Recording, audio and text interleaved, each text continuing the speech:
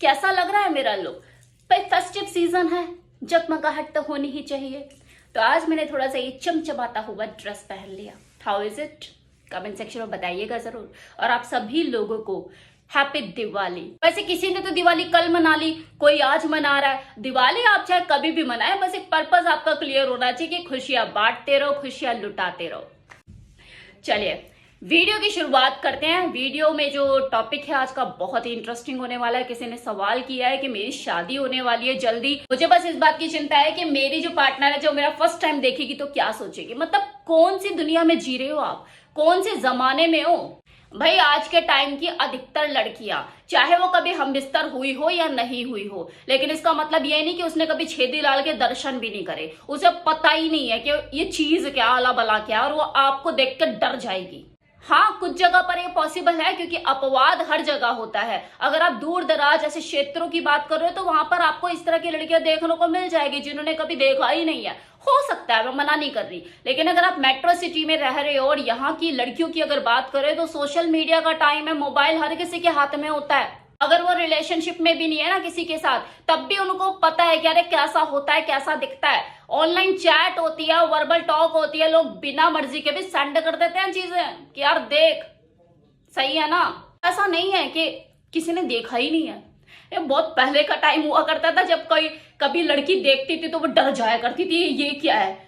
ये तो मैंने बात करी लड़कियों की। अब बात कर लेते हैं यार उस लड़की की जो आपकी जीवन संगनी बनने वाली है, जो आपकी बीवी बनने वाली है, कि वो आपके लिंग को देखकर क्या सोचेगी।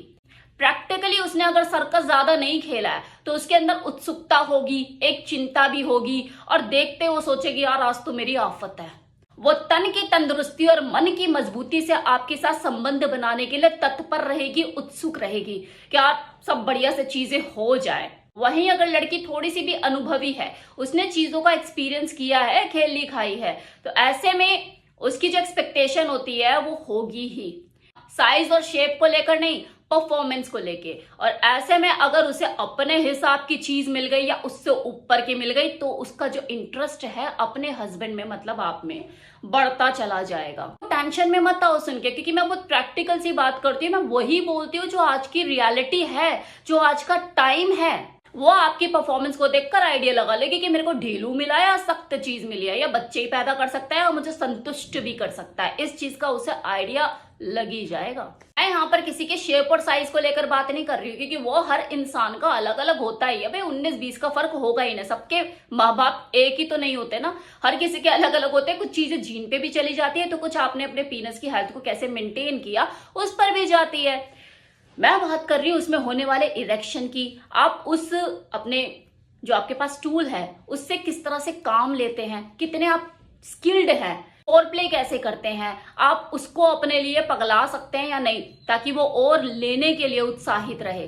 उस लेवल की परफॉर्मेंस की बात कर रही हूँ। यही चीज आपको उसके मन पर चढ़ाएगी, राज कराएगी। अब अगर कोई लड़की बिल्कुल भी इनएक्सपीरियंस नहीं है तो वहां तो आप कुछ भी लेकर चले जाओ अपना, उसके लिए वही चीज, वाओ क्या बात है।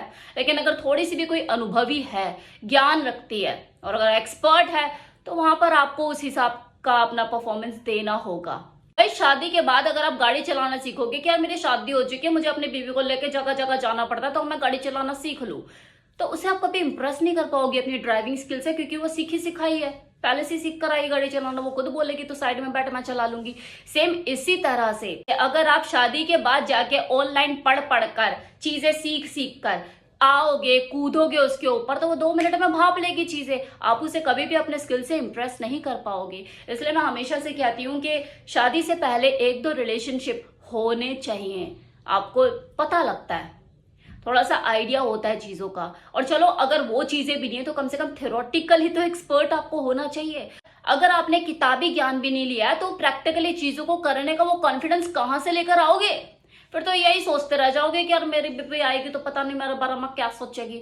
तो भाई आप सही सोच रहे हो, वही सोचेगी जो इस वक्त आप सोच रहे हो। वो सबसे अच्छा लड़का किसी लड़की को समझने का, खासकर तब जब आप उस लड़की से शादी करने वाले हैं। अगर आप अरेंज मैरिज करने वाले हैं तो उसके व्यवहार को समझिए, क्योंकि जिसको आप देखने जाएंगे, जिससे बातचीत करेंगे, आंखों पे पट्टी बिठाकर तो आपको बिठा नहीं देंगे। तो उसकी बॉडी लैंग्वेज को समझिए, उसके व्यवहार को समझिए, उसके बात करने के तरीके को समझिए। आपको इससे पता लगेगा कि वो डोमिनेंट है, फेमिनिन है या सबमिसिव। सबमिसिव। आज के टाइम के लोग तो बहुत लकी हैं कि उनके लिए इस तरह की कैरेक्टर्स के ऊपर मूवी भी अवेलेबल है। दो पत्ती, एक डोमिनेंट फीमेल का उसने कैरेक्टर प्ले किया तो दूसरा सबमिसिव। कुछ लोग बोल रहे हैं वो सबमिसिव नहीं, वो फेमिनिन है, लेकिन मैं कह रही हूँ कि वो सबमिसिव कैरेक्टर है, वो फेमिनिन कैरेक्टर नहीं है।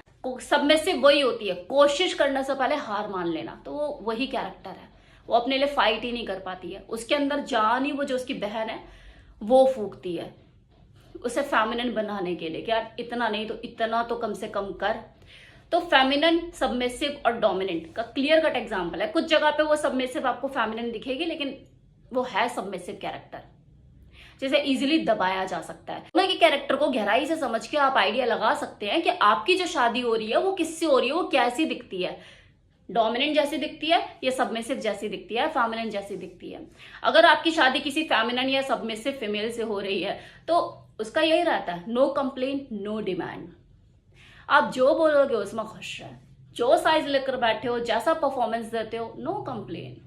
वो डिमांड सिर्फ एक ही चीज को लेकर करेगी कि यार मुझे बच्चा चाहिए, मुझे बच्चा दे दो। उसे ना संतुष्टि से मतलब ना ऑर्गेज्म से मतलब, हाँ वो मिलता रहेगा, मिलता रहता मुझे। वहीं अगर कोई डोमिनेंट फीमेल से आपकी शादी हो रही है तो आपके लग जाने हैं। शुरुआती टाइम में हो सकता है वो अपने कैरेक्टर में ना आए कि नहीं नहीं शादी हुई है, चल ठीक है टाइम देते हैं, 1-2 साल देते हैं, इसे देखते हैं, करते हैं कि ठीक है मेरे सामने ही सीख रहा है, चलो अच्छे से सीख लेगा। अगर तब भी ना सीख पाए तो वो लगा देगी। तो शादी इज अ बिग डिसीजन, फिर चाहे वो लड़का हो या लड़की, सोच समझ के कदम उठाना चाहिए। कभी भी प्रेशर में आके शादी नहीं करनी चाहिए। कभी भी ये सोच के कि यार मैं यहाँ से निकलूंगी तब जाके मेरी 2 बहनों का भला हो पाएगा, भाई ये भी बड़ी हो रही है, ये सोच के कभी शादी मत करो। और ये सोच के भी कभी शादी मत करो कि यार इतना कमाता है। तो पैसे कमाने से आपकी इनर स्ट्रेंथ, आपकी पर्सनालिटी, आपके कॉन्फिडेंस, आपके व्यक्तित्व का कोई लेना देना नहीं होता। यही सेम चीज लड़की के ऊपर भी अप्लाई होती है। अगर आप अपने लिए लड़की देखने जा रहे हैं, अरेंज मैरिज कर रहे हैं, तो सिर्फ ये लड़की या लड़की जैसी दिखती है डिसीजन मत लो। उसके व्यवहार को समझो, उसकी सोच को समझो। तो शादी का डिसीजन हमेशा सोच समझ के लो, ये आपकी जिंदगी को बना भी सकता है और बिगाड़ भी सकता है। ऐसा ना हो कि आपको कुछ सालों के बाद पछतावा हो, क्योंकि अधिकांश लोग वही जिंदगी जी रहे होते हैं जो उन्होंने खुद से अपनी चुनी ही नहीं। ऐसा बहुत कम होता है कि बाकी लोग आपकी जिंदगी का चुनाव करें और आपको उस इंसान में अपने हिसाब की चीज मिल जाए और आपकी जिंदगी जन्नत बन जाए। बाकी कोई रब ना बना रहा जोड़ी, आपकी जोड़ी बनाने वाले वो आपके समाज के कुछ 4-5 लोग ही होते हैं जो आपके भगवान बन जाते हैं कि हम चुनेंगे। भाई आपसे ज्यादा आपको बेहतर कोई नहीं जान सकता, और अगर आप नहीं जान पाए हो ना तो खुद को टाइम दो। जल्दबाजी बिल्कुल मत करो शादी की, क्या मेरे को शादी करनी है, कोई ना मर रहा शादी के बिना, वरना आप जिंदगी भर पछताएंगे। और वही लोग जो आपके भगवान बनकर बैठ गए थे ना, बाद में भी किस्मत का रोना लेके आगे तेरे किस्मत, यही गाएंगे और फिर दूर दूर तक नहीं नजर आएंगे, अपनी नजरें बचाएंगे। तो बाद में अपनी किस्मत को बदलने से अच्छा है अपनी किस्मत को खुद लिखो, इंतजार करो, वरना सिंगल जिंदगी बिता दो।